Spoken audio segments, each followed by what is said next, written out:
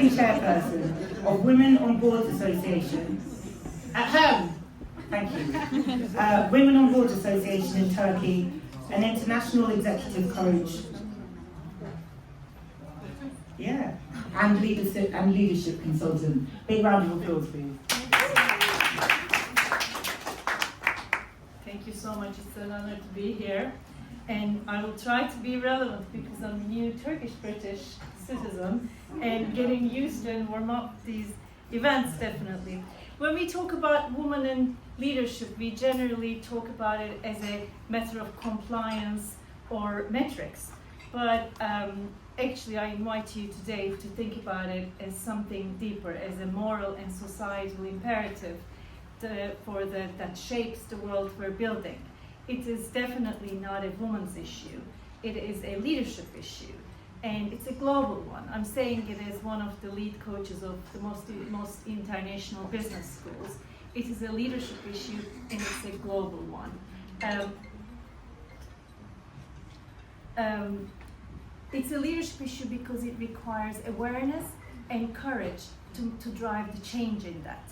And I'm going to share 4 reasons why, and I'm going to relate it with my roles. First one is we need a human-centered economic system.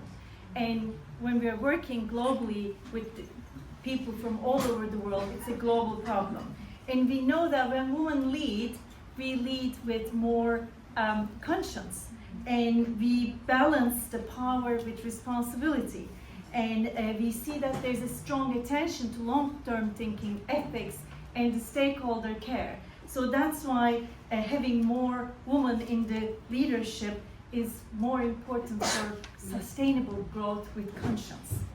And the second one is that I'm fighting for the last 12 years in Turkey as the chair of Women on Board Association, is that we must confront the resistance to women's authority. And again, it's a global issue. So unconscious bias is still a powerful barrier. And research shows that both men and women generally either questions women's competence or they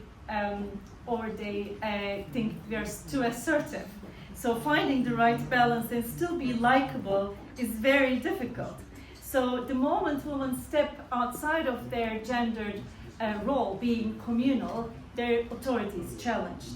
So this bias not only limits women and girls, but also weakens our institutions.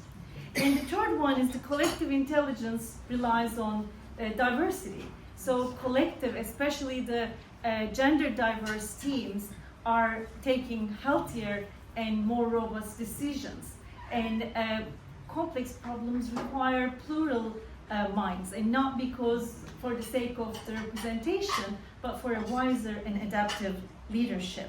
And the last one is it's about justice, not about performance. Yes, when we have more women, it positively impacts the bottom line results. We bring more money, but it's important for the historical exclusion. And a society that blocks half of its talent from the top, it's not just unjust, it's also strategically not wise. And including women in power is a design choice to show the next generation that leadership is about a contribution and not about a legacy that they inherit. So let me be clear, making space for women to lead is not a favor, even though the world is, there's progress, but also there's a kind of going backwards a little bit.